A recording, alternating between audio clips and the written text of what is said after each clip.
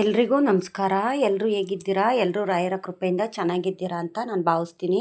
ರಾಯರು ನಿಮ್ಮೆಲ್ರಿಗೂ ಸುಖ, ಶಾಂತಿ, ನೆಮ್ಮದಿ, ಆಯುಸ್ಸು, ಆರೋಗ್ಯ, ಭಾಗ್ಯ ಕೊಟ್ಟು ಕಾಪಾಡಲಿ ಅಂತ ನಾನು ಕೇಳ್ಕೊತೀನಿ. ನಾಳೆ ಮಂಗಳವಾರ ಅಂದರೆ 24ನೇ ತಾರೀಕು ರಾಯರ ವರ್ಧಂತಿ ದಿವಸ ಇದೆ. ಅಂದರೆ ರಾಯರ ಹುಟ್ಟು ಹಬ್ಬದ ದಿನ. ನಾಳೆ ವರ್ಧಂತಿ ಪೂಜೆ ಅನ್ನೋದು ಎಲ್ಲ ಮಠಗಳಲ್ಲೂ ಆಗಿರ್ಬೋದು, ರಾಯರ ಮಂತ್ರಾಲಯದಲ್ಲಾಗಿರ್ಬೋದು ತುಂಬ ಚೆನ್ನಾಗಿ ಮಾಡ್ತಾರೆ.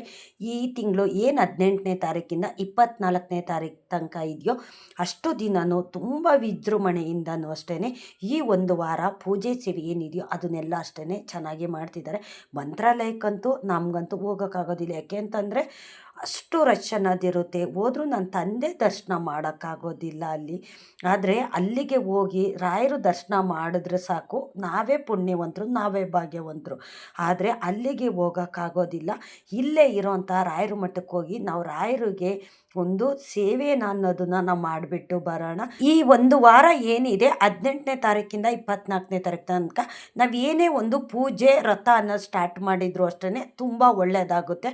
ಅದು ಹೋದ ಗುರುವಾರ ಅಂತೂ ಕೆಲವರು ತೆಂಗಿನಕಾಯಿ ಸಂಕಲ್ಪ ಅನ್ನೋದನ್ನು ಮಾಡಿದ್ದೀವಿ ಅಂತ ನೀವು ಹೇಳ್ತೀರಾ. ಹೌದು, ತುಂಬ ಒಳ್ಳೆಯದಾಗುತ್ತೆ. ನಾಳೆ ಮಂಗಳವಾರ ಇದೊಂದು ಪೂಜೆ ಅನ್ನೋದನ್ನು ಮಾಡಿ, ಆ ತೆಂಗಿನಕಾಯಿ ಸಂಕಲ್ಪ ಏನು ಮಾಡ್ತಿದ್ದೀರಲ್ಲ ಅದೇ ರೀತಿ ಇದೊಂದು ಪೂಜೆ ಅನ್ನೋದನ್ನು ಮಾಡಿ ರಾಯರು ಬೇಗ ಅನುಗ್ರಹ ಎಲ್ರಿಗೂ ಮಾಡ್ತಾರೆ. ನಾವು ರಾಯರು ಹುಟ್ಟುವ ಹಬ್ಬ ಬಂದಿದ್ದು ಮಂಗಳವಾರ, ಅಂದರೆ ನಾಳೆ 24ನೇ ತಾರೀಕು ಮಂಗಳವಾರ ಹುಟ್ಟು ಹಬ್ಬದ ದಿನ. ಅಂದರೆ ರಾಯರ ವರ್ಧಂತಿ ದಿವಸ, ಅಂದರೆ ನಾಳೆ ತುಂಬ ವಿಶೇಷವಾದಂಥ ದಿವಸ. ನಾಳೆ ಇದೊಂದು ಪೂಜೆ ಮಾಡಿದ್ರೆ ತುಂಬ ಒಳ್ಳೆಯದಾಗುತ್ತೆ. ರಾಯರು ಗುರುವಾರ ಹುಟ್ಟಿದ್ದಂಥದ್ದು, ರಾಯರು ಹುಟ್ಟಿದ್ದ ದಿನ ಬಂದ್ಬಿಟ್ಟು ಗುರುವಾರ. ಅದಕ್ಕೋಸ್ಕರನೇ ಗುರುವಾರ ನಾವು ಗುರುವಾರ ಪೂಜೆ ಅನ್ನೋದನ್ನು ರಾಯರಿಗೆ ಮಾಡ್ತಾ ಇರೋದು. ನಾಳೆ ಮಂಗಳವಾರ ಬಂದಿದೆಯಲ್ಲ, ನಾವು ಗುರುವಾರ ಯಾವ ರೀತಿ ಪೂಜೆ ಮಾಡ್ತಿದ್ವೋ ಅದೇ ರೀತಿಯೇ ನಾಳೆ ಅನ್ನೋದು ಪೂಜೆ ಅನ್ನೋದು ಮಾಡಬೇಕು. ಆದರೆ ನಾಳೆ ವಿಶೇಷವಾದಂಥ ಪೂಜೆನ ನಾವು ಮನೆಯಲ್ಲಿ ಮಾಡಬೇಕಾಗುತ್ತೆ. ರಾಯರು ಬೇಗ ಅನುಗ್ರಹ ಮಾಡ್ತಾರೆ. ಯಾರು ಕಾಯಿ ಸಂಕಲ್ಪ ಮಾಡ್ತಾ ಇದ್ದೀರೋ, ವ್ರತ ಸ್ಟಾರ್ಟ್ ಮಾಡಿದ್ದೀರೋ ಅವರೆಲ್ಲರೂ ನಾಳೆಯನ್ನು ಸೇರಿಸ್ಕೊಂಡು ಈ ಥರ ಪೂಜೆ ಅನ್ನೋದನ್ನು ಮಾಡಿ ರಾಯರು ಬೇಗ ಅನುಗ್ರಹ ಮಾಡ್ತಾರೆ. ಏಕೆ ಅಂತಂದರೆ ಈ ಒಂದು ವಾರ ಏನಿದೆ ಆ ಒಂದು ವಾರದಲ್ಲಿ ನಾವು ಯಾವತ್ತೇ ಪೂಜೆ ವ್ರತ ಅನ್ನೋದನ್ನು ಮಾಡಿದ್ರು ಅಷ್ಟೇ ರಾಯರು ಬೇಗ ಅನುಗ್ರಹ ಮಾಡ್ತಾರೆ ಅಂತ ಹೇಳ್ತೀನಿ. ಮತ್ತು ರಾಯರು ಮಠಕ್ಕೆ ಹೋಗಿದ್ದು ಬನ್ನಿ. ಏಕೆ ಅಂತಂದರೆ ಕೆಲ್ಸಕ್ಕೆ ಹೋಗೋದ್ರಿಂದ ಕೆಲವ್ರಿಗೆ ಹೋಗೋಕ್ಕಾಗೋದಿಲ್ಲ. ಕೆಲವರು ತುಂಬ ಕಷ್ಟಪಟ್ಕೊಂಡಾದರೂ ಹೋಗ್ತಾರೆ, ತಂದೆ ನೋಡಬೇಕು ಅನ್ನೋದಕ್ಕೋಸ್ಕರ ಹೋಗ್ತಾರೆ. ಕಷ್ಟ ಆದರೂ ಪರವಾಗಿಲ್ಲ, ನಾಳೆ ಒಂದು ದಿವಸ ನೀವು ರಾಯರ ಮಠಕ್ಕೆ ಹೋಗಿ ಅಲ್ಲಿ ದೀಪ ಬೆಳಗ್ಬಿಟ್ಟು ಬನ್ನಿ. ರಾಯರ ಅನುಗ್ರಹ ಎಲ್ರಿಗೂ ಆಗಲಿ ಅಂತ ನಾನು ಕೇಳ್ಕೊತೀನಿ. ನಾವು ಕೇಳ್ಕೊಳ್ಳೋದ್ಕಿಂತ ರಾಯರ ಅನುಗ್ರಹ ಮಾಡಬೇಕು. ರಾಯರು ನಮಗೋಸ್ಕರ ಏನೇನೆಲ್ಲ ಮಾಡಿದ್ದಾರೆ, ಎಷ್ಟು ತ್ಯಾಗ ಮಾಡಿದ್ದಾರೆ.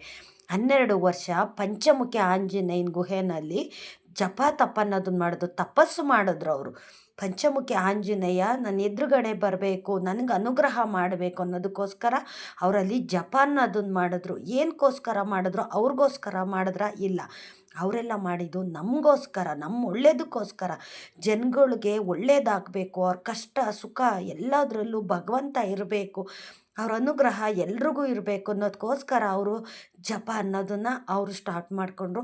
ಒಂದಲ್ಲ ಎರಡಲ್ಲ 12 ವರ್ಷ ಬಿಟ್ಟು ಬಿಡದಾಗೆ ಅವರು ಜಪ ಅನ್ನೋದನ್ನು ಮಾಡಿದ್ರು. ನಾವು 1 ವಾರ 2 ವಾರ ವ್ರತ ಪೂಜೆ ಮಾಡಿಬಿಟ್ಟು ರಾಯರು ಆಗಲಿ ಬೇರೆ ದೇವರಾಗಲಿ ಒಳ್ಳೇದು ಮಾಡಿಲ್ಲ ಅಂದರೆ ದೇವ್ರ ಮೇಲೆ ಕೋಪ ಮಾಡ್ಕೋತೀವಿ. ದೇವ್ರು ನಮ್ಗೆ ಒಳ್ಳೇದು ಮಾಡಿದ್ವಲ್ಲ, ಏನಕ್ಕೆ ನಾವು ಪೂಜೆ ಮಾಡಬೇಕು, ಏನಕ್ಕೆ ಮಠಕ್ಕೆ ಹೋಗಬೇಕು, ಏನಕ್ಕೆ ನಾನು ದೀಪ ಹಚ್ಚಬೇಕು ಅಂತ ಬೇಜಾರು ಮಾಡ್ಕೋತೀವಿ. ಆದರೆ ರಾಯರು ಒಂದಲ್ಲ ಎರಡಲ್ಲ 12 ವರ್ಷ ಪಂಚಮುಖಿ ಆಂಜನೇಯನ ಗುಹೆಯಲ್ಲಿ ತಪಸ್ಸು ಮಾಡಿದ್ದಂಥದ್ದು ನನ್ನ ತಂದೆ.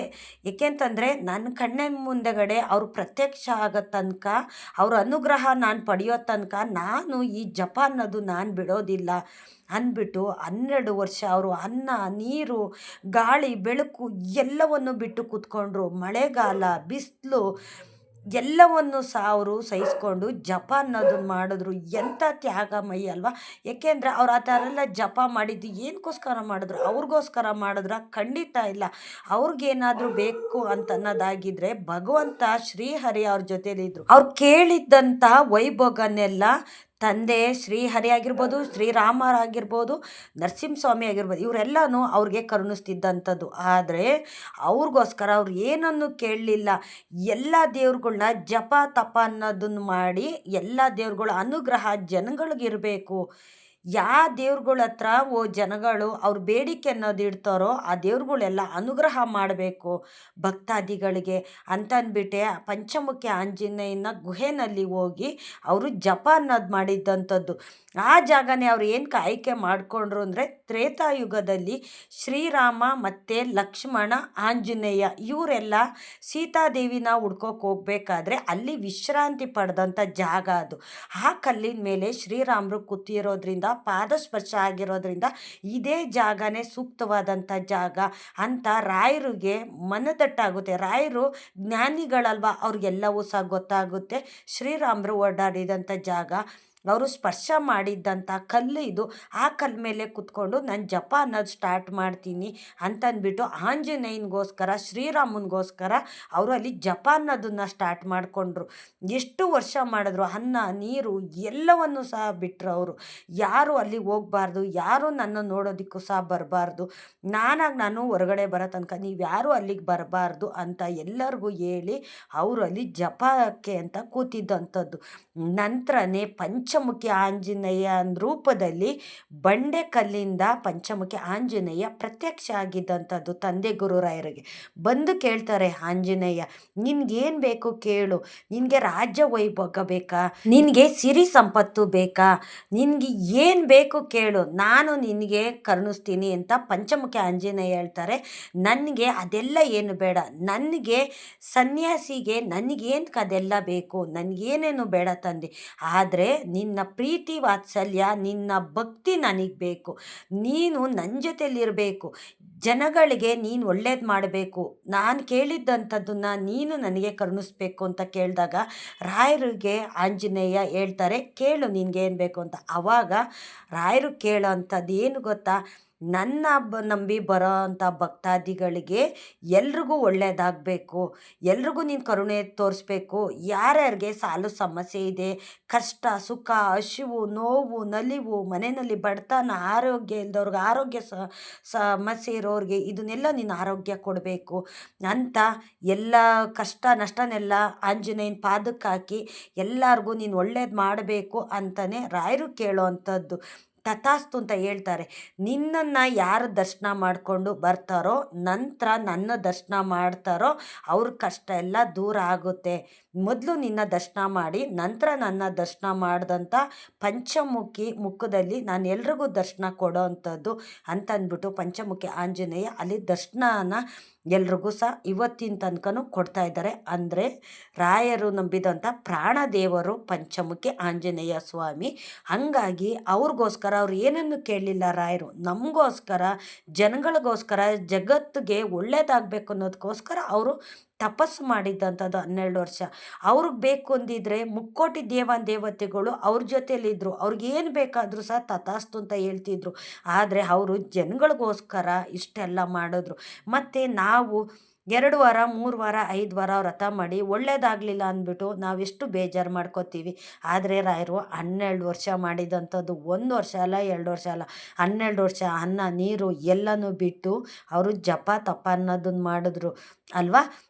ಅವ್ರಿಗೆ ಅಷ್ಟು ತಾಳ್ಮೆ ಇತ್ತು. ಹಂಗಾಗಿ ಅವರಷ್ಟೆಲ್ಲ ಜಪ ತಪ ಮಾಡಿದ್ರು ಅಂದಮೇಲೆ ಮತ್ತು ನಾವು ಅವ್ರನ್ನ ಪೂಜೆ ಮಾಡೋ ಅಂಥವ್ರು, ನಾವು ಒಂದು ಸಾಸಿವೆ ಕಾಳಷ್ಟು ನಾವು ಅವ್ರನ್ನ ಅನುಸರಣೆ ಮಾಡಬೇಕಲ್ವ. ಅವ್ರು ಒಳ್ಳೇದು ಮಾಡೋ ತನಕ ನಾವು ಕಾಯಲೇಬೇಕು. ರಾಯರು ಒಳ್ಳೇದು ಮಾಡೇ ಮಾಡ್ತಾರೆ, ಪ್ರತಿಯೊಬ್ಬರಿಗೂ ಒಳ್ಳೇದು ಮಾಡೇ ಮಾಡ್ತಾರೆ. ಇದು 100ಕ್ಕೆ 100ರಷ್ಟು ಸತ್ಯ. ರಾಯರು ಇರೋದು ಎಷ್ಟು ಸತ್ಯನೋ ರಾಯರು ಪವಾಡ ಮಾಡ್ತಿದ್ದಾರೆ ಅನ್ನೋದು ಅಷ್ಟೇ ಸತ್ಯವಾದಂಥ ಮಾತು. ಏಕೆಂತಂದರೆ ಸಾಕಷ್ಟು ಜನ ಜೀವನಕ್ಕೆ ಭಾಳ ಬೆಳಕಾಗಿದೆ, ಜೀವನನ ಕಟ್ಟಿಕೊಟ್ಟಿದ್ದಾರೆ. ನನ್ನ ಜೀವನನೇ ಮುಗಿದೋಯ್ತು, ನನ್ನ ಜೀವನ ಇಲ್ಲ, ನನ್ನ ಜೀವನೇ ತ್ಯಾಗ ಮಾಡ್ತೀನಿ ಅನ್ನೋ ಟೈಮಲ್ಲಿ ರಾಯರು ಜೀವ ಉಳಿಸಿ ಅವ್ರಿಗೆ ಜೀವನ ಅನ್ನೋದನ್ನು ಕೊಟ್ಟಿದ್ದಾರೆ. ಮತ್ತು ರಾಯರಿಗೆ ನಾವು ಇಷ್ಟೆಲ್ಲ ಸೇವೆ ಮಾಡ್ತಾ ಇದ್ದೀವಲ್ಲ, ರಾಯರು ನಮ್ಗೆ ಒಳ್ಳೇದು ಮಾಡೋದಿಲ್ವ? ಖಂಡಿತ ಒಳ್ಳೇದು ಮಾಡೇ ಮಾಡ್ತಾರೆ. ರಾಯರು ಇಷ್ಟೊಂದು ತಾಳ್ಮೆಯಿಂದ ಎಲ್ಲ ದೇವ್ರುಗಳ್ನು ಹೊಲಿಸ್ಕೊಂಡು, ಏನಕ್ಕೋಸ್ಕರ ಅವ್ರನ್ನೆಲ್ಲ ಹೊಲಿಸ್ಕೊಂಡ್ರು? ನಮಗೋಸ್ಕರ, ಜನಗಳಿಗೋಸ್ಕರ. ಅವರು ಸಂಸಾರನೇ ತ್ಯಜಿಸಿ ಬೃಂದಾವನ ಪ್ರವೇಶ ಏನಕ್ಕೋಸ್ಕರ ಮಾಡಿದ್ರು? ಸಂಸಾರನೇ ದೂರ ಮಾಡ್ಕೊಂಡು ಅಂತ ನನ್ನ ತಂದೆ ರಾಯರು ಅವರು ನನ್ನ ಹೆಂಡ್ತಿ ಮಕ್ಕಳು ಅಂತ ಅವರು ಸಹ ಸಂಸಾರಿಕರಾಗ್ಬೋದಾಗಿತ್ತಲ್ಲ, ಆಗಲಿಲ್ಲ. ಅವರು ಜನಕ್ಕೋಸ್ಕರ ಒಳ್ಳೇದಾಗಲಿ ಎಲ್ರಿಗೂ ಅನ್ನೋದಕ್ಕೋಸ್ಕರ ಅವರು ಸಂಸಾರನೇ ತೊರೆದು ಅವರು ಸನ್ಯಾಸಿಯಾಗಿ ವರ್ಷಾಂಗಟ್ಲೆ ಜಪ ತಪ ಅನ್ನೋದನ್ನೆಲ್ಲ ಮಾಡಿ ದೇವತೆಗಳನ್ನ ಅನುಗ್ರಹ ಪಡ್ಕೊಂಡ್ರು. ನಮಗೋಸ್ಕರ ಅವ್ರು ಅದನ್ನೆಲ್ಲ ಮಾಡಿದ್ದು ಅಲ್ವಾ. ಅವರು ಜೀವಂತವಾಗಿ ಬೃಂದಾವನ ಪ್ರವೇಶ ಮಾಡಿದ್ರು ರಾಯರು. ಇವ್ರ ಮೇಲೂ ಇವ್ರ ಕೀಳು, ನಿನ್ಗೆ ಒಳ್ಳೇದು ಮಾಡ್ತೀನಿ ನೀನು ಕೆಟ್ಟದ್ದು ಮಾಡ್ತೀನಿ ಅಂತ ರಾಯರು ಯಾವತ್ತೂ ಹೇಳೋದಿಲ್ಲ. ನಾನು ಹೇಳ್ತೀನಲ್ಲ, ಎಂಥ ಕೆಟ್ಟವ್ರಿಗೂ ಸಹ, ಎಂಥ ಶತ್ರುಗಳಿಗೂ, ಎಂಥ ಕೊಲೆಗಾರನಿಗೂ, ಎಂಥ ಮೋಸ ಮಾಡೋನಿಗೂ ಸಹ ಅನುಗ್ರಹ ಮಾಡೋ ಅಂತ ನನ್ನ ತಂದೆ ರಾಯರು. ಅವರಲ್ಲಿ ಮೋಸ ಕಪಟ ವಂಚನೆ, ಇವ್ರ ಮೇಲು ಇವ್ರ ಕೀಳು, ಜಾತಿ ಭೇದ ಇದ್ಯಾವುದು ಸಹ ರಾಯರಲ್ಲಿ ಇಲ್ಲ. ರಾಯರು ಎಲ್ರೂ ಒಂದೇ ದೃಷ್ಟಿಲಿ ನೋಡೋ ಅಂಥದ್ದು. ನಾವು ಜನಗಳು ಅವ್ರು ಬೇರೆ ಇವ್ರು ಬೇರೆ ಅಂತ ಈ ಥರ ಹಿಂಗುಡ್ಸ್ತೀವಲ್ಲ, ಆ ಥರ ರಾಯರು ಯಾವತ್ತೂ ಯಾರನ್ನೂ ಹಿಂಗುಡ್ಸೋದಿಲ್ಲ. ಎಲ್ರಿಗೂ ಒಳ್ಳೇದು ಮಾಡಬೇಕು ಅಂತಲೇ ಅವರು ಬೃಂದಾವನ ಪ್ರವೇಶ ಮಾಡಿದ್ದಂಥದ್ದು. ನಾವೆಲ್ಲ ರಾಯರಿಗೆ ಸೇವೆ ಪೂಜೆ ಅನ್ನೋದು ಮಾಡ್ತಾ ಇದ್ದೀವಲ್ಲ, ವ್ರತನ, ಆ ವ್ರತನೇ ನಾವು ಕಣ್ಣಿಗೊತ್ಕೊಂಡು ನಾವು ಮಾಡ್ತಾ ಹೋಗೋಣ. ರಾಯರು ಪೂಜೆ ರಾಯರು ಸೇವೆ ನಾವು ಮಾಡ್ತಾ ಹೋಗೋಣ. ರಾಯರು ಅನುಗ್ರಹ ಇವತ್ತಲ್ಲ ನಾಳೆ ಹಾಗೆ ಆಗುತ್ತೆ. ರಾಯರು 12 ವರ್ಷ ಆದಮೇಲೆ ಪಂಚಮುಖಿ ಆಂಜನೇಯ ಸ್ವಾಮಿ ಅವ್ರಿಗೆ ದರ್ಶನ ಕೊಟ್ಟಿದ್ದಂಥದ್ದು. ಅಷ್ಟು ವರ್ಷ ಅವರೇ ಕಾಯ್ದಿದ್ದಾರೆ ಜ್ಞಾನಿಗಳು ರಾಯರು. ಅವರೇ ಅಷ್ಟು ವರ್ಷ ಕಾಯ್ದಿದ್ದಾರೆ ಅಂದರೆ ನಾವು ಮನುಷ್ಯರು, ನಾವು ಕಾಯೋದ್ರಲ್ಲಿ ಅರ್ಥ ಏನಿಲ್ಲ ಅಂತ ನಾನು ಅನ್ಕೋತೀನಿ. ಕಾಯಬೇಕು, ನಾವು ಕಾಯ್ದಷ್ಟು ರಾಯರು ನಮ್ಗೆ ಅನುಗ್ರಹ ಮಾಡ್ತಾರೆ, ಒಳ್ಳೇದು ಮಾಡೇ ಮಾಡ್ತಾರೆ. ಏಕೆಂತಂದರೆ ನಾನು ಒಂದು ಟೈಮಲ್ಲಿ ರಾಯರಿಲ್ಲ, ರಾಯರು ನನಗೆ ಒಳ್ಳೇದು ಮಾಡ್ತಿಲ್ಲ ಅಂತ ಅಂದ್ಕೊಂಡವಳು. ಅಂಥವಳಿಗೂ ಸಹ ರಾಯರು ಅನುಗ್ರಹ ಮಾಡಿದ್ದಾರೆ ಅಂದರೆ ನಮ್ಮ ಕಷ್ಟ ಎಲ್ಲಿ ಗಂಟ ಬರ್ತಿದೆ. ಈಗ ಒಬ್ಬ ಮನುಷ್ಯ ನೀರಲ್ಲಿ ಮುಳುಗ್ತಿರ್ತಾನೆ, ಎಲ್ಲಿ ಗಂಟ ಮುಳುಗ್ತಾನೆ, ಕಾಲು ಗಂಟ ನೀರು ಬರುತ್ತೆ, ಇಲ್ಲ ಸೊಂಟು ತನಕ ಬರುತ್ತೆ, ಇಲ್ಲ ಎದೆ ತನಕ ಬರುತ್ತೆ, ಕತ್ತಿನ ತನಕ ಬರುತ್ತೆ. ಫುಲ್ಲು ಮುಳುಗೋ ತನಕನೂ ರಾಯರು ಬಿಡೋದಿಲ್ಲ.